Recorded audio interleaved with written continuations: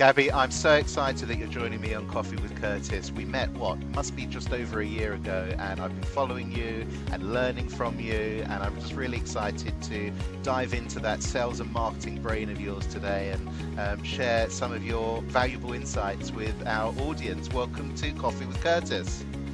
Wow, Robert, thanks for the introduction. Yeah, I think you must be my LinkedIn buddy. We met on LinkedIn, I think. We did, and I think we're going to be chatting about LinkedIn today because I've really enjoyed watching your growth on LinkedIn. But before we do any of that, for our listeners and for the few people that don't know you, can you give us a 360 on who is Gaby? Wow, now you're just embarrassing me. Well, first and foremost, I am a family man, married to my sweetheart. We've got 3 kids, and for work, I work for a company called TLC Marketing. We're a sales promotion agency, global business, and I head up the sort of front end of the business, officially the Chief Growth Officer. My passions revolve around business, marketing, advertising, love travel, and I'm loving Coffee with Curtis as well. So hold on, am I right to think that you're sort of like the modern, clean version of Don Draper? That would perhaps be a little bit too flattering, but yeah, I do find myself, most weekdays working alongside, big brands, coming up with some great ideas to help them, push their brand, push their business forward. So maybe in a small kind of way. So look, I love to ask this question at the beginning of every podcast because I think it just goes to the heart of understanding who the person is.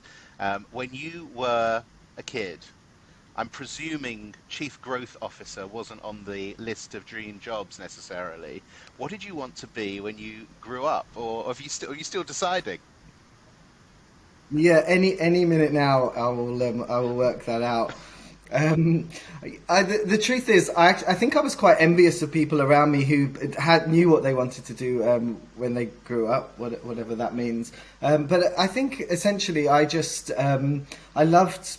I was quite an ideas person, I guess, and so I was constantly sort of like fascinated by business. And meeting interesting people, looking at sort of like interesting things. So perhaps I didn't know it at the time, but I guess I was destined to work in the sort of field of sales and business development.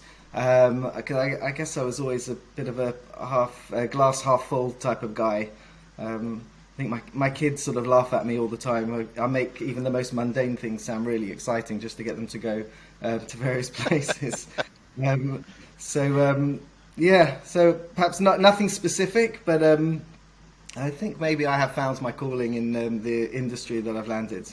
So ideas, man, creativity, and energizing people to do things and using your message to get them to follow you. I think so. I was always fascinated forever with what makes one person, one brand, one thing stand out more than another.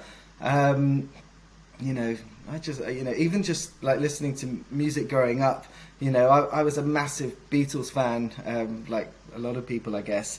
The music was amazing, but there was a lot of other really amazing music at the time. And so I remember thinking, well, why did the Beatles make it bigger than anyone else?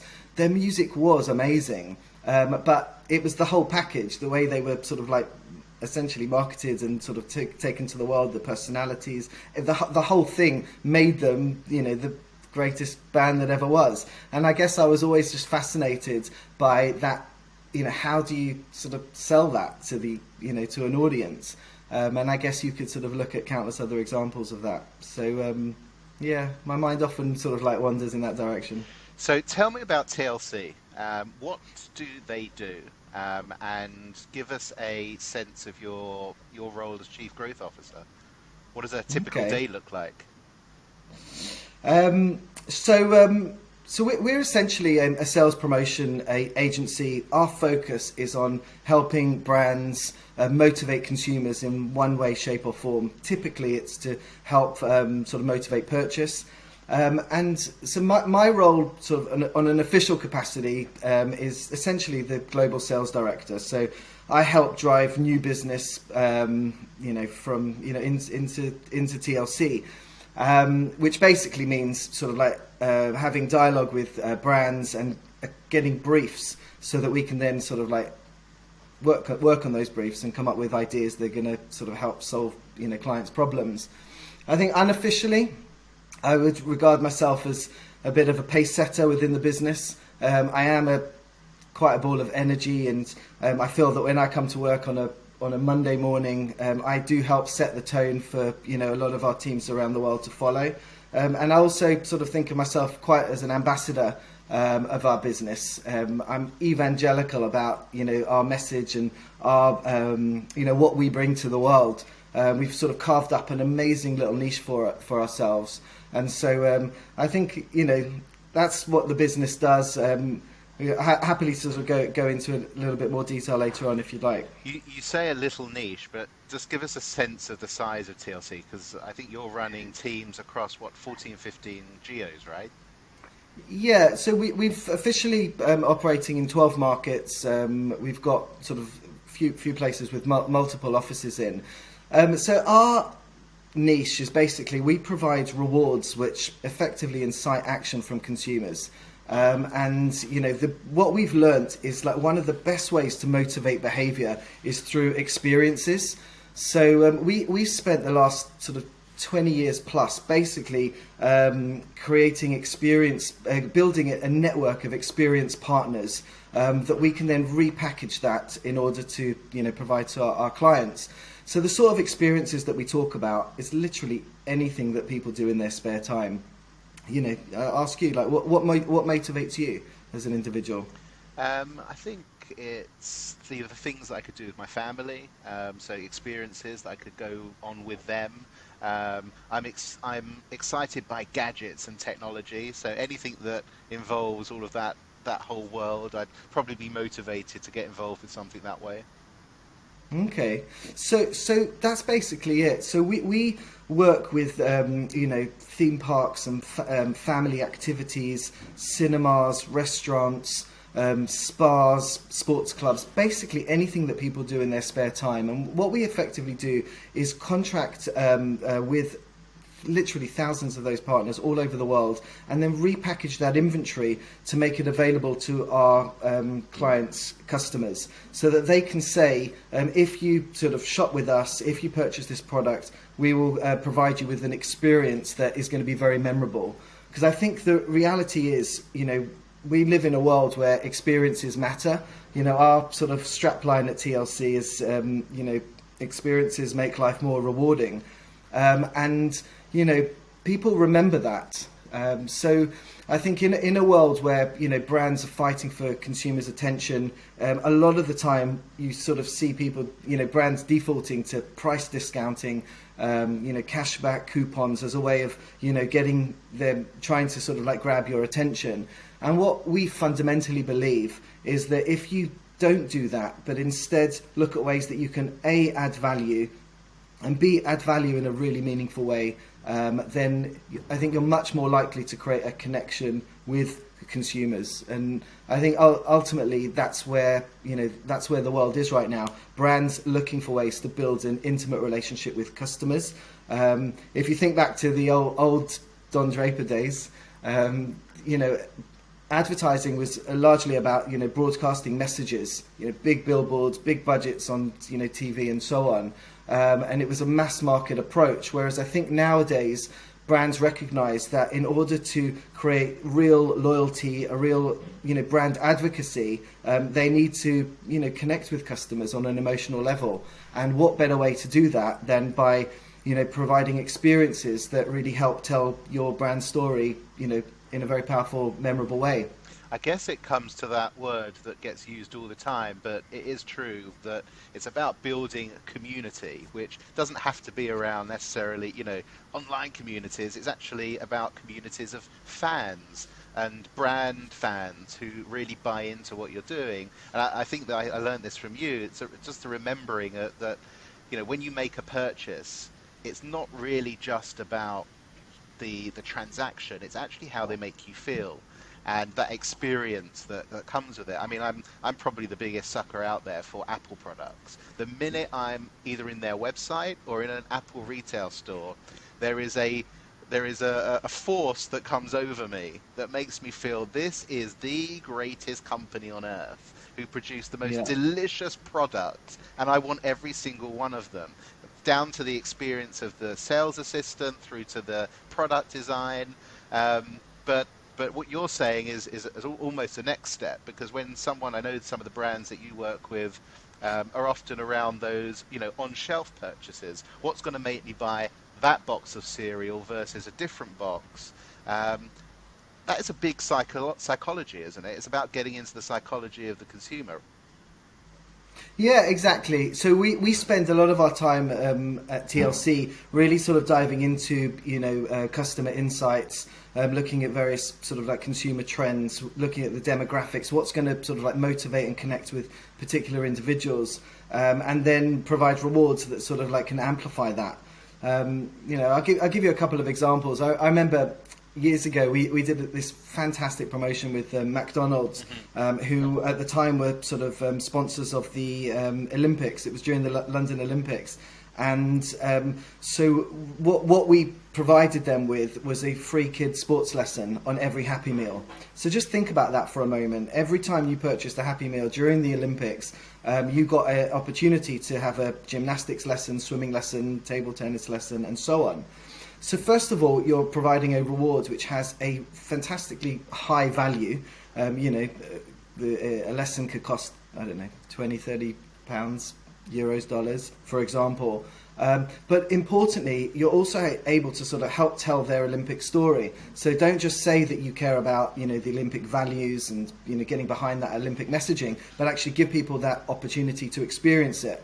So it's sort of like it connects with them on a very deep emotional level. Imagine you're the brand that first gave a kid an opportunity to learn how to swim. And imagine one day they became a swimming champion in their own right. You did that as a brand. So I think we spend a lot of our time looking at what kind of rewards and experiences are most likely to engage with consumers. But you're absolutely right. If you think about it, brands spend an absolute fortune on advertising messages. They're driving you into their retail shops, and then when you're standing there in the retail shop, all you see are price discounts, literally all over the place. There's coupons, cashback offers, all that sort of thing. So what did you spend all that money trying to tell me that your product is better when you come to the point of purchase, the one everyone's offering, throwing price discounts at you. So I think one of the things that brands really need to sort of consider is how can they sort of move away from that. And I think speaking to brand managers all the time, there's no resistance to that. I think the challenge is they don't often know what the alternative is. Well, I guess it's you avoid the race to the bottom that way, because if you're you're competing in a $5, $10, $20, $30 price point, then it's another pound, another dollar down, and what actually is that in terms of delivering value for the business, but also for the customer. We want to create these experiences, these memories, that brand connection that makes them do that. Yeah, absolutely. I think if you look at it, you walk down the supermarket aisles, you'll see, everyone's sort of just offering the same thing. Buy one, get ones, 3 for 2s. So as you said, it's a race to the bottom. It's sort of it hurts their bottom line margins. There's no differentiation. It price conditions customers. How often do we as consumers just wait for the next 2 for 1 offer before I make my purchase? So it doesn't really drive loyalty or a love of a brand. So what we sort of try and do is the opposite, is do achieve more through added value. When we worked, for example, with one of our clients is Continental Tires, just to give you an example. So one of their big business challenges is to get people to buy 4 tires instead of 2. Classic, objective in that particular sector. So so rather than competing on price, which a lot of the tyre brands were doing, what Continental did is they offered a free hotel break when you purchased 4 tyres. and we wrapped that up in a campaign that we called the Continental Road Trip. So the idea was the tyres, can take you on a journey, but we're going to give you the destination to Oh, I drive to. love that so much. And do you know what's really funny? Straight after this podcast, I need to go and replace 4 tyres. Well, there you go. So the beauty of that is, you're able to sort of really enhance that, the brand message, and give a consumer something that's got a really high, value to them. And what do you do when you're on holiday, when you're away with your family? You post, you share, you talk about it, you become brand advocates. And so I think that's something that we're very evangelical about it, because we see every single day the incredible power this has on brands. I give you just one example of something that's live at the moment. So right now in the UK, we're running a promotion for PepsiCo Walker's crisps. So I think Lay's chips, I think they're called in the rest of the world. So one of the things that Walker's particularly wanted to do was promote some brand new flavours that they've got launching with their crisps. So that, again, typical TLC brief. So they've got a new product launching. They want to get the message out there. But second of all, they also really wanted a way to sort of support local communities and local businesses, especially coming out of COVID. That was something that was really important to them. We went and created this amazing promotion that's literally just launched a few weeks ago, which was you got a takeaway voucher with every purchase of crisps. And each the takeaway foods related to the flavour of the crisps. They've got these incredible flavours, fish and chips flavoured crisps. Oh, that's and so curry clever. I love that. Curry flavoured crisps, and so on. So now, literally, buy a packet of crisps and get a free fish and chips, or get a free curry takeaway. So you get a £5 voucher towards that. Now, first of all, great storytelling and story doing, but also what a fantastic way to support restaurants. So we recruited, I don't know, it must be around 3,000 plus restaurants across the UK. All of them, you take your Walker's Crisps voucher in, and you get your takeaway offer. That's story doing. That's powerful. That really gives a brand a way to sort of, don't just say it, but do it. I absolutely love that example. You've actually triggered in my mind just something I want to ask you, that whether you see this in marketing boardrooms and the brands that you're working with, and perhaps your own view on it. One of the big movements that obviously we see at the moment is this concept of purpose within business. And I've got to say, although I sometimes see some of the purpose-driven missions, and I resonate with many of them, I do feel it's a little bit contrived and a little bit, we've got to do this, and we've got to say, buy this product, and it's, going to save the polar bears because we're going to do this, that, or the other. How is that playing into conversations that you're having in the boardroom? Because the example you just gave of the Walker's Crisp, brilliant, totally get it, building economy, building back communities. I see the connection, it all adds up. But when companies come out with a left field purpose that is like, what's that got to do with your business? Why are you getting involved in that? I struggle. I personally struggle with that whole concept. Yeah, I think maybe I struggle with it a little bit less. I think my sort of fundamental sort of belief is that something is better than nothing. I think brands, there are influences in the world today. I think that's just the reality. They influence a lot how people think, and people follow their actions and their messages. So I think that even small steps can go a long way. But essentially, obviously, I do agree with your point, which is that if you're going to sort of try and promote purposeful behaviour and good behaviour, then you've got to it's got to sort of ladder up right to the sort of boardroom and to the top of the brand messaging. One of the things that's really prominent, perhaps coming a little bit out of COP26, that was last week, was the role that brands have, for example, in their green and sustainability messaging. And we're seeing a lot now of clients of ours who they're claiming to have these fantastic green visions, and they want to play their part. So that's great. I think they're recognizing their responsibility. I think the challenge that they've got now is just like, well, okay, how can we now make that a reality for our customers? So partly it's about ethical sourcing and responsible buying and the whole sort of supply chain. But apart from that, we're having a lot of conversations now with brands who are looking for ways to genuinely promote good, sustainable behavior. I'll give you an example. We're doing some work at the moment with a big FMCG brand in Europe, who they're celebrating a big milestone anniversary for the brand, and so they're giving, as a way of celebrating that, they're giving their customers what they're calling green rewards.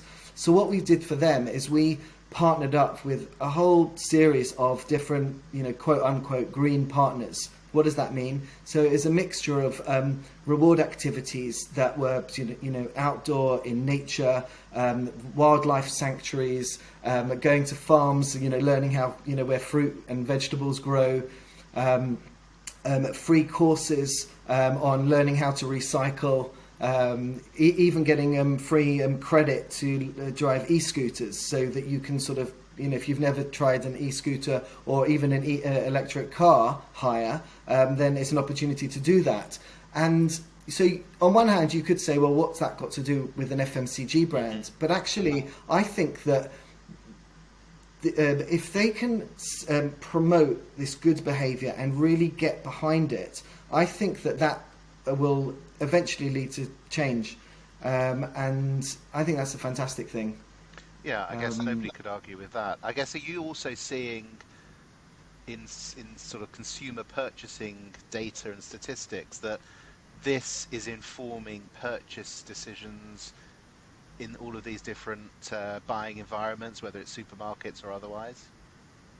Yes, without doubt. Which is why I think right now, and certainly we're expecting next year and beyond, that the whole topic of sort of green and sustainability, which is one area of purpose, purpose in business, is absolutely rocketing. Literally every conversation we're having right now, it somehow seems to seep into the conversation. But there's so much that brands can do. Even just we did a promotion for innocent drinks, just to give you an example. They had a whole mission about saving the bees, which obviously is such an important part of the green conversation. And so we created for them these, we called them bee bombs. It was effectively sort of a bag of soil that you could sort of like, so with every purchase of innocent drink, you got a bee bomb that you could take home, plant it, grow some plants, and create a new space for bees. Well, and then what they did is they sort of took that into a social media. People uploaded their pictures of their plants, and they were able to share that. Yeah, the bee bombs, exactly. And I think then you create a conversation, and I think forevermore now this will be a big part of the marketing mix. What's funny is, again, you've touched on something that is, I have a completely irrational fear of bees. Bees and wasps. You'll see me running in the wrong direction. So innocent drinks wouldn't have had me, but I recommend and endorse what they did. Now, look, segueing into your career, because you have spent, you just said 20 odd years at TLC. I know there was a sort of a break in the middle when you had an even more entrepreneurial streak and wanted to create a startup.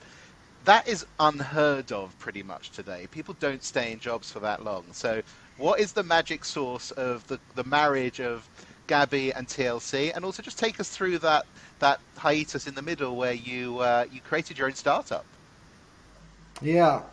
Well, I don't think I set out to with the intention of being somewhere for, I think it's now 21 years, which is just insane to think I'm that old. But anyway. And you're only 32. Well, I started when I was 12, obviously. um, yeah, so I basically I had just before I started at TLC, I had an amazing opportunity to go and live and work in China. So for a year. I didn't know that about So you. yeah, so I was working for the Holiday Inn Group in Beijing, which was just a phenomenal experience. Came back to the UK and sort of I was going down that route. I got on the sort of Holiday Inn graduate program, and I realised quite quickly that wasn't going to be sort of my future. I sort of had this. What I loved about the hotel business was selling and marketing the hotel. And so I sort of had this idea to go and work for a marketing agency, even though I'm not sure I actually knew what a marketing agency was. But my one weekend, literally, my sort of wife, my then girlfriend at the time, she helped me do a mail merge from the Thompson business pages. Absolutely true. Oh my God, dragging back lots of history. The Thompson business pages. I haven't heard The that in Thompson years. so we literally sort of found a list of marketing agencies in. This was before the internet days, so you got to remember that. We put together. I put together this great CV. At least I think it was. My parents gave me the money to do a huge huge mail blitz.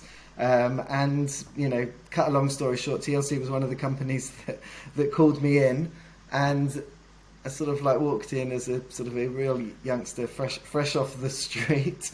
But they had an opportunity, and I sort of took it with both hands, and literally never looked back.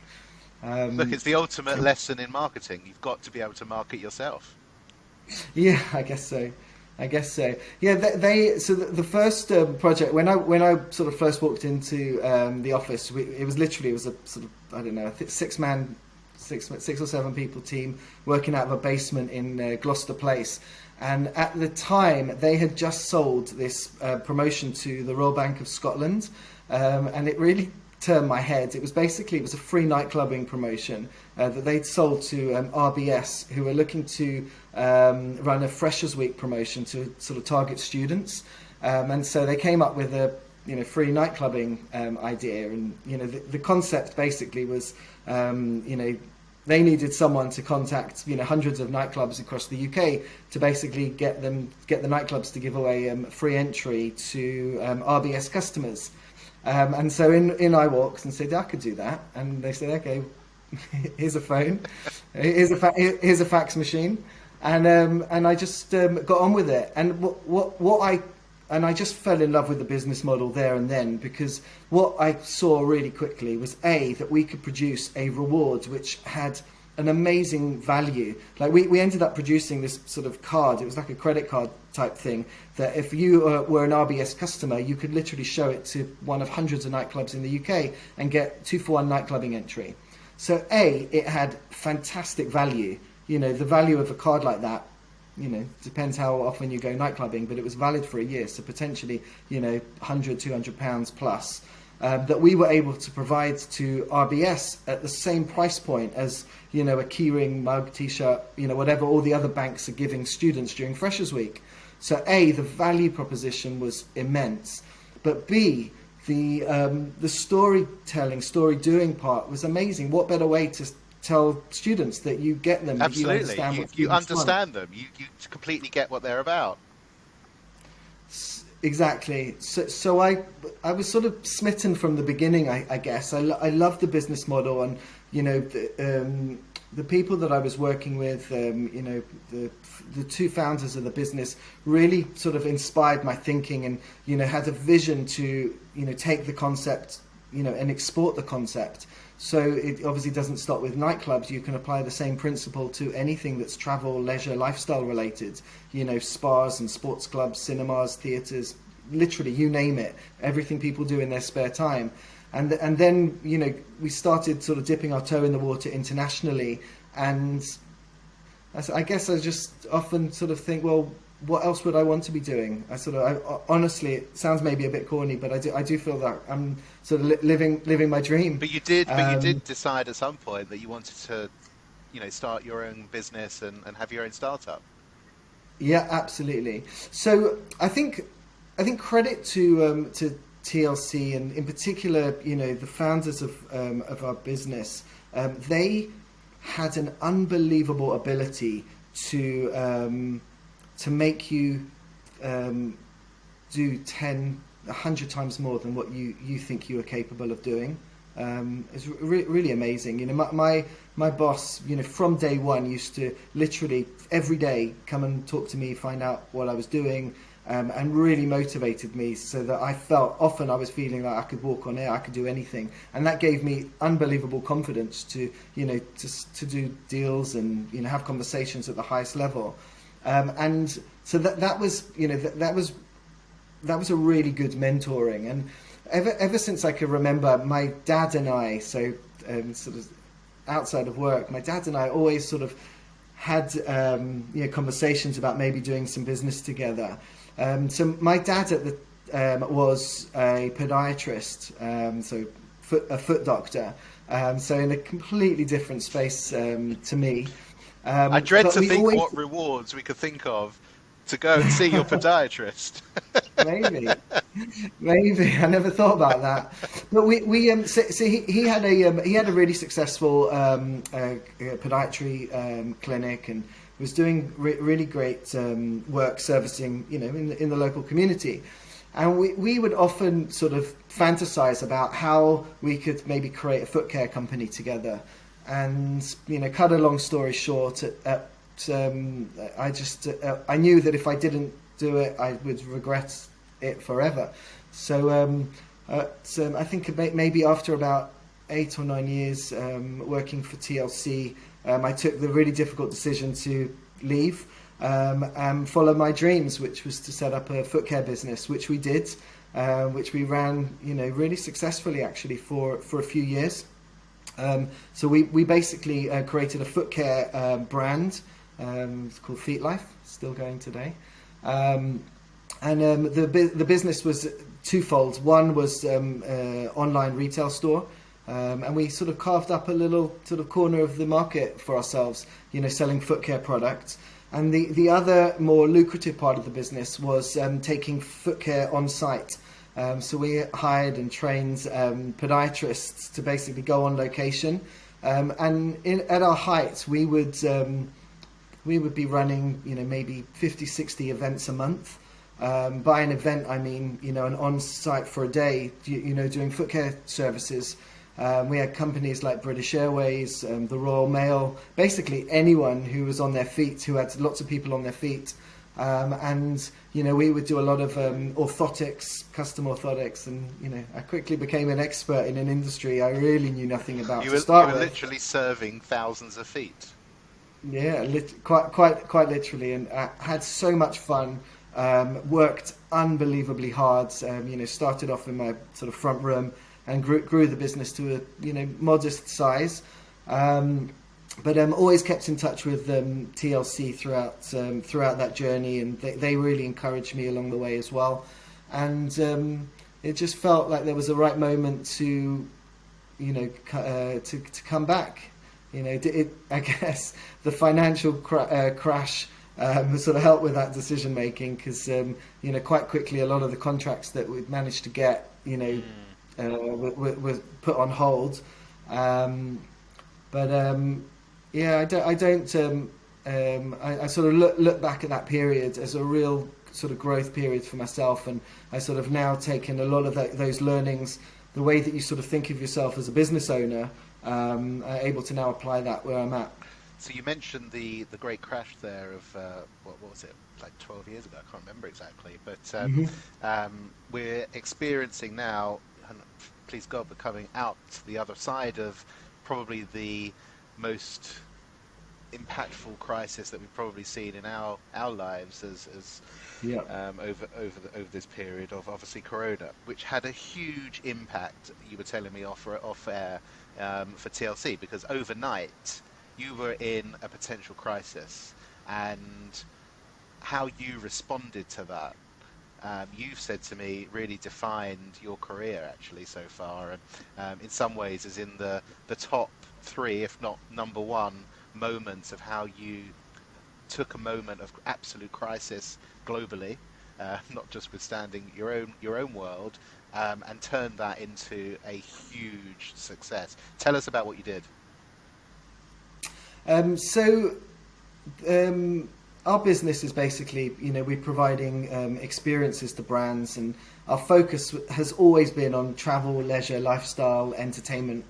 And what happened, I think late February 2020 was everything that we do became utterly redundant overnight. Theme parks closed, cinemas closed, no one's, airlines, airports shut down, hotels shut down.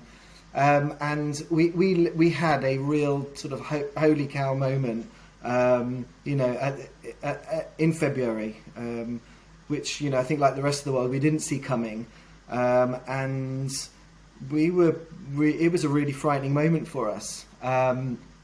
But I think the spark of entrepreneurship that is burning inside of, our business, it really is the sort of fabric of TLC. I think that is where we came into our own, literally like no one else. We're on suspense here. What happened? So we basically identified that every consumer on the planet was stuck at home. No matter where you are, you're basically at home. And we realized also very quickly that brands needed to do, a couple of things very urgently as well. So the clients that we're working with, they needed to switch their customers to online purchases because all the shops were shut. And second of all, they also needed a way of engaging with consumers because all their customers are going through, quite a traumatic period, dealing with homeschooling and dealing with, a lot of people losing their jobs, just lockdown. So we came up with the idea of creating a suite of at-home rewards. So taking everything that we would typically do, but turning it into digital. And so we created, literally, it was over one weekend. I think of it as a bit of a Jerry Maguire moment, when he's up all night, sort of tapping away, thinking about, oh my God, we've got something here that really could turn our business around. And within weeks, we had mobilized our entire business globally to switch from what we were doing to switching it to at-home rewards. We had locked in literally right across the world every provider of movies and music, online fitness, online yoga, cooking classes, digital cooking classes, literally you name it, everything that you could possibly do at home. We went and we contracted with these partners, and we were doing we did some amazing deals with them that we could then make available to our clients. Give us some examples of some of the rewards that match with brands. So we did. So there were, for example, supermarket chains who they couldn't sell.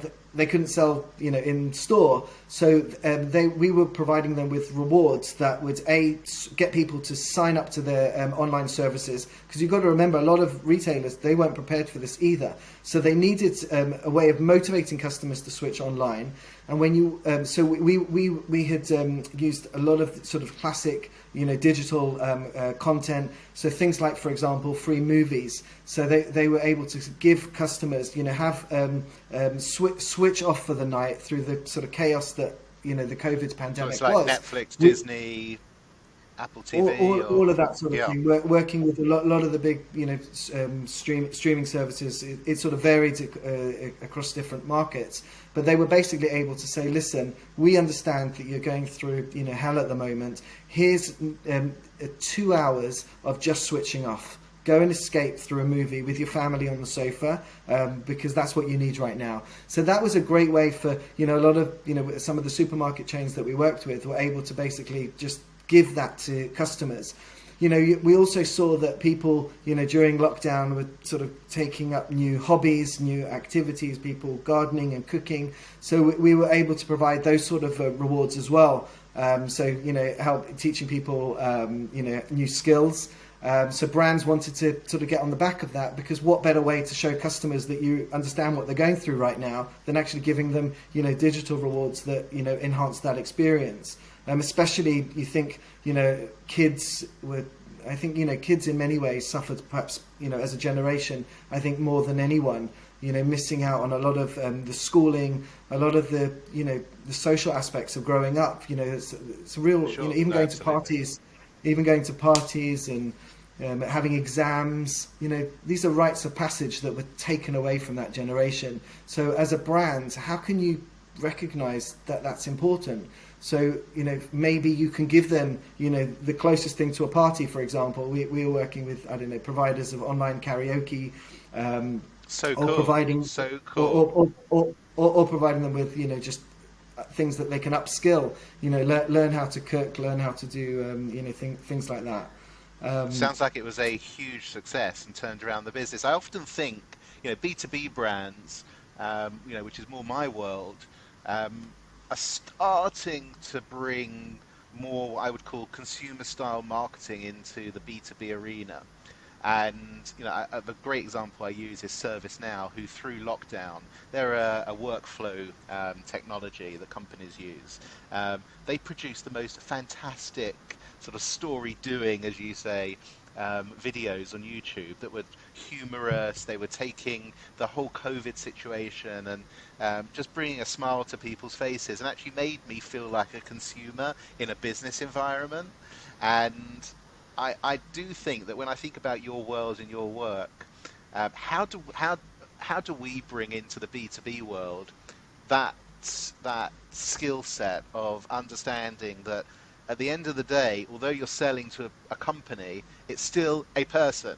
And I know it sounds cliche, it's people to people, but it is people to people in business as well. How do we bring what you've done, rewards, experiences, and how you make them feel into that business arena when it comes to marketing and the sales process? Any ideas, any tips? I think you answered the question actually perfectly, which is, people by people, people want to engage with people. That's who we are. We're sort of, I think that's what it is to be human. It doesn't matter, who you're trying to sort of like motivate or connect with. It's the same thing, right? If you were, we do a lot of work with, trade incentives, staff incentives, things like that. You're dealing with people who have got families. They like to do the same things, in their spare time. The same things motivate them. I think one thing that we do learn that is the same. It seems to be a recurring theme, is that when you give people cash as an incentive, which you tend to see a lot of in the in the B2B world, you may get a cash bonus. I sort of equate that to going to buy a TV and getting a £50 cash back off if you purchase this TV, or I don't know, a 50-cent coupon if you buy this pack of cereal. It's the same thing. It becomes, I think, very quickly very forgettable.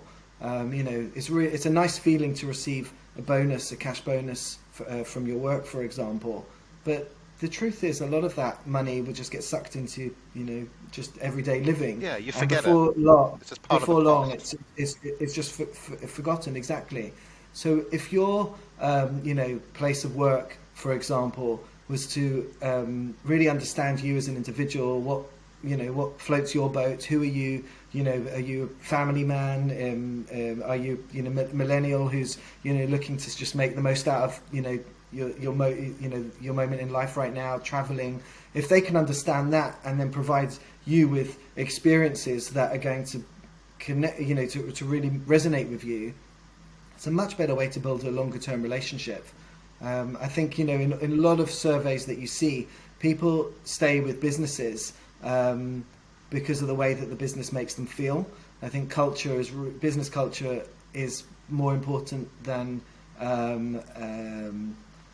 I think some of the sort of like financial incentives. Of course, financial incentives play an important part, but I think that if businesses were to, think of, their people in the same way that we've been talking about consumers, I think that they've got a really powerful opportunity to build, real emotional relationships with them, And I think that's how you get staying power. It applies the Matt, same. you've got my brain going crazy. I need to write all this down afterwards.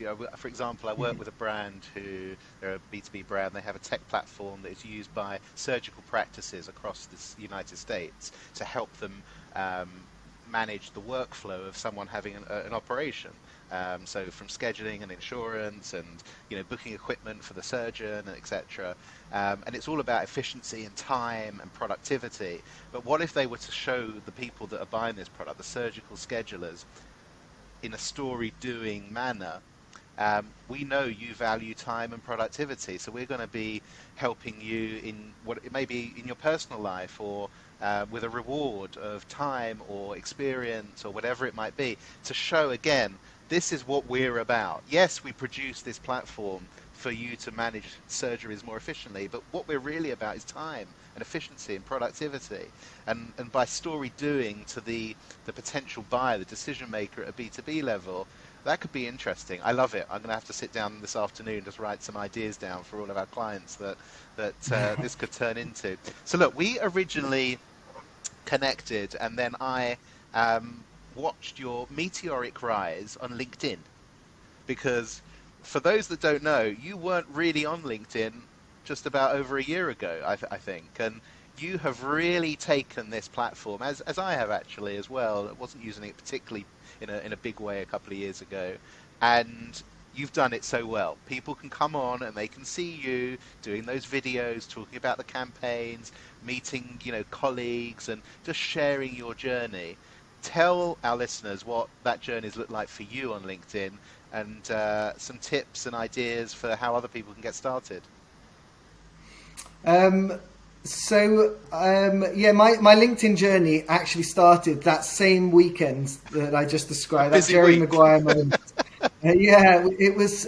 We just got off a call, a work call, and we were. It was a really frightening moment for us as a business. I think for the whole world it was, of course.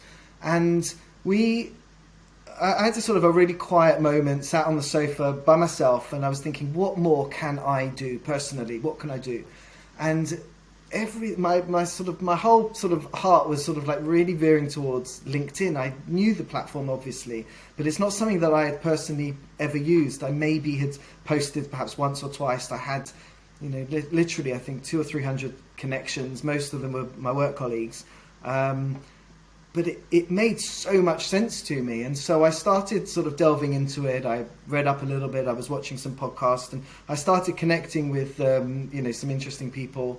And what I realized quite quickly was that there's a whole world of conversation that is happening through this incredible platform. And I wanted to be part of that conversation because what I realized is that those conversations, again, people by people, is that you get to really understand, what the business challenges are for brands, what people are talking about, what's important to them.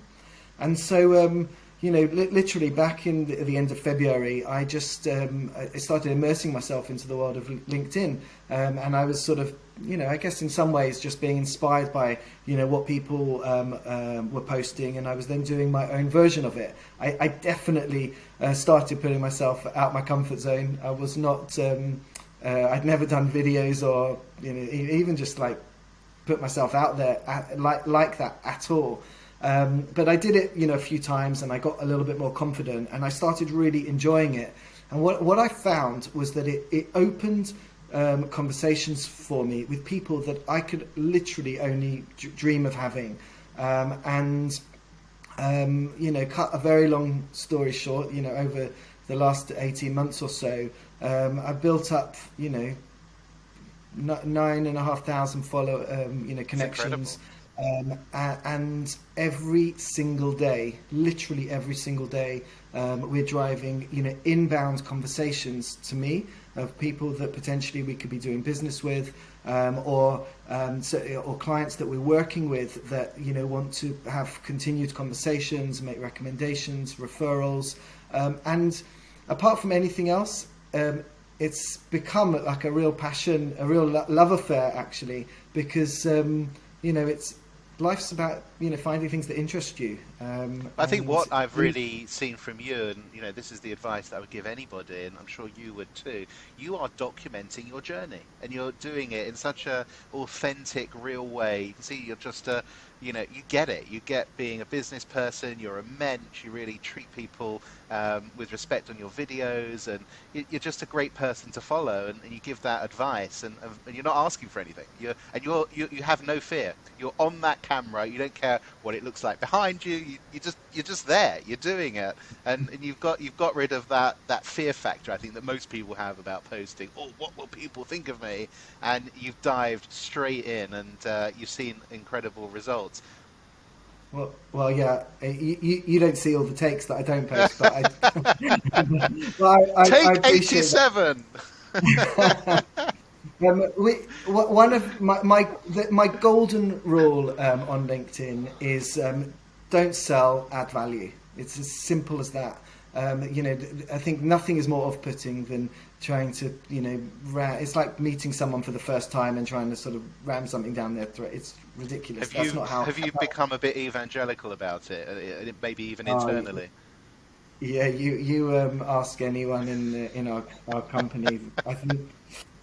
Yeah, they sort of see me as this evangelical LinkedIn preacher, but actually, I think that we're having so much sort of fun with it right now. I think clients of ours are coming along for the ride as well, and so I think with LinkedIn we focus on two main things.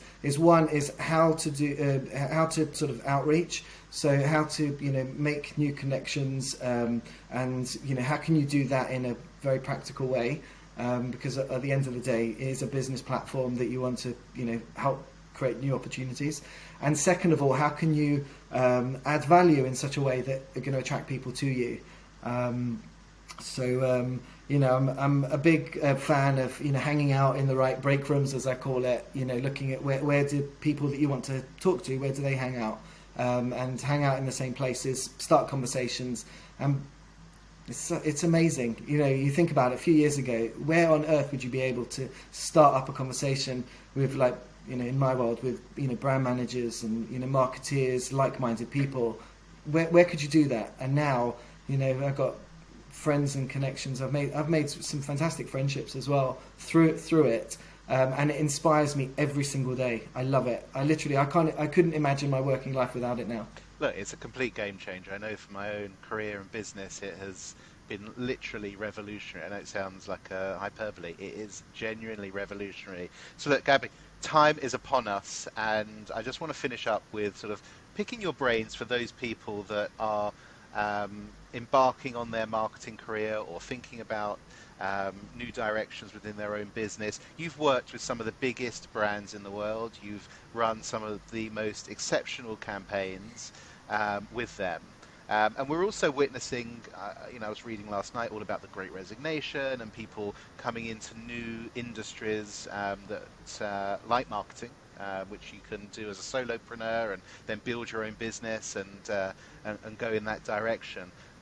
One or two top tips or pieces of advice from you with your mentorship hat on?